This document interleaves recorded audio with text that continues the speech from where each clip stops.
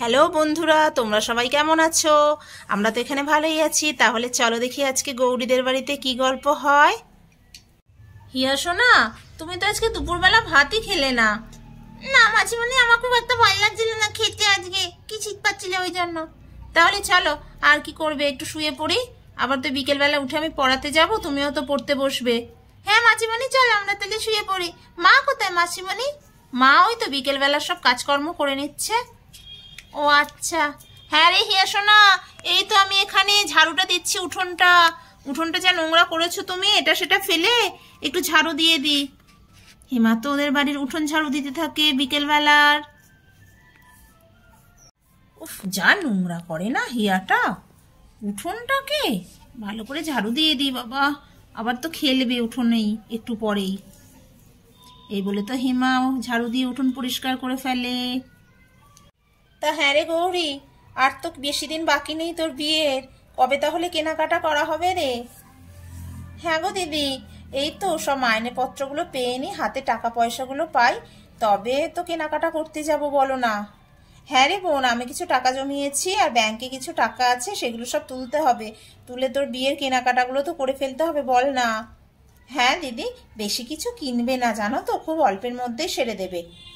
হ্যাঁ, আমাদের গরিবের সংসারে অল্পের মধ্যে সারবো না তো আর কি করব। যাই হোক, কিনতে তো হবে বল না। অন্তত পক্ষে কনের সাজ, কনের শাড়ি, তারপর বরের ধুতি পাঞ্জাবি, আর বরের বাড়ির কিছু জিনিসও তো কিনতে হবে বল না। পিসিমার জন্য ভালো শাড়ি কিনে দিতে হবে। হ্যাঁ ওই তো, সব গায়ে গায়ে কাটিয়ে দেবে দিদি জানো তো।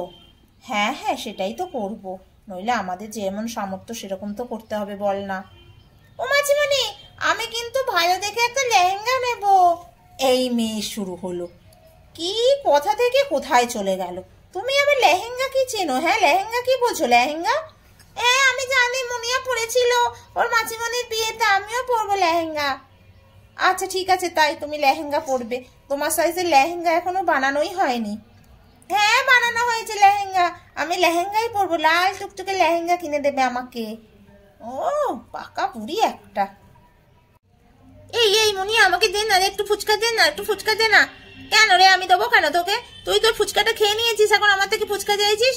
আর ফুচকাটা কত সুন্দর ফুচকা বানিয়েছিল বল, ইয়াম্মি একদম, টক ঝাল নোনতা সব ঠিক ছিল, কি ভালো ফুচকাটা বানিয়েছে। এই এই আমরা না আবার কালকে খাবো ফুচকা লাইলে, জানিস তো। চল চল, হিয়াকে একটু দেখিয়ে আসি আমরা ফুচকা খেয়েছি। হ্যাঁ হ্যাঁ চল চল, হিয়া বায়না করবে, চল চল। এই বলে তো হিয়ার দুই বন্ধু হিয়াদের বাড়িতে আসে ফুচকা নিয়ে, কারণ ওরা ফুচকা খেয়েছে। এই হিয়া, হিয়া, এই হিয়া। হ্যাঁ কি বলছিস রে তোরা?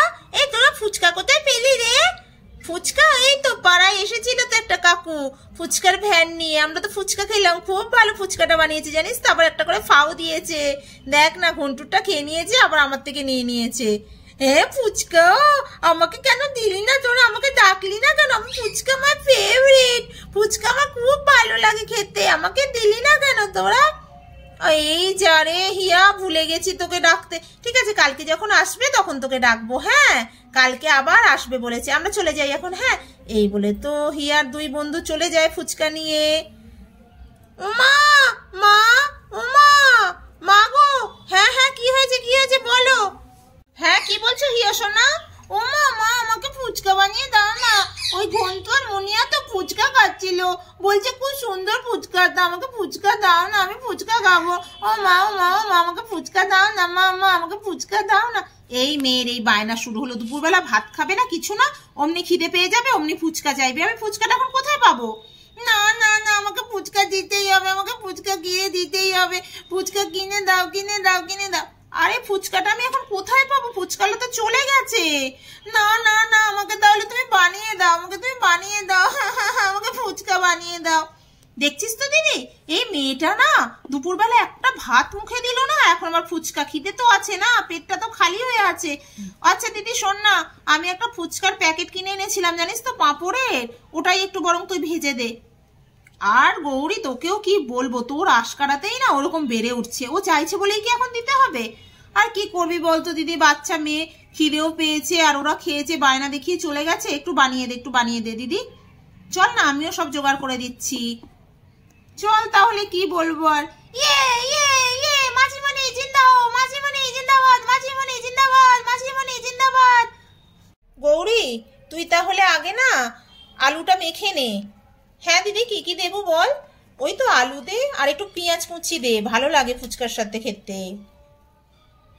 একটু পেঁয়াজ কুচি দিয়ে দিলাম, আর একটু লঙ্কার কুচি দেব, একটু ধনেপাতা কুচি, একটু বিট নুন দিয়ে দেব, একটু জিরের গুঁড়ো, আর একটু লঙ্কার গুঁড়ো, একটু নুন, আর একটু লেবুর রস। এই দিয়ে আলুটা মেখে নেব। হ্যাঁ হ্যাঁ, এই দিয়ে আলুটা মেখে নে, তারপর আমি ফুচকাটা ভেজে নেব। উনুনটা আবার ধরাতে হবে তো। হ্যাঁ দিদি, সেটাই কর। আর একটু লেবুর রস দিয়ে দি বল দিদি। হ্যাঁ হ্যাঁ, একটু লেবুর রস দিয়ে দে, আর আলুটা ভালো করে মাখিয়ে নে। আচ্ছা দিদি, আলুটা আমি ভালো করে মাখিয়ে নিই। এই বলে তো গৌরী ফুচকার জন্য আলু মাখতে থাকে, কারণ ওরা আজকে ফুচকা বানিয়ে খাবে, হিয়া বায়না করছে তাই। এই তো মাখা হয়ে গেছে আলুটা। দিদি নে নে, এবার ফুচকাটা ভেজে নে। হ্যাঁ হ্যাঁ বোন, আমি ফুচকাটা ভেজে নিচ্ছি। এই তো তেল দিয়ে দিলাম কড়াতে, এবার ফুচকাটা গৌরী দে তো, পাঁপড়টা দে। হ্যাঁ দিদি, এই তো দিচ্ছি।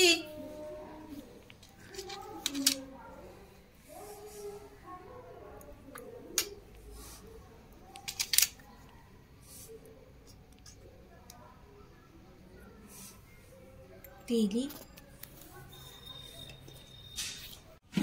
এই তো গৌরী, ফুচকাগুলো সব ভাজা হয়ে গেছে, এটাই লাস্ট আছে। হ্যাঁ হ্যাঁ চলো দিদি, এবার টক জলটা বানিয়ে ফেলি।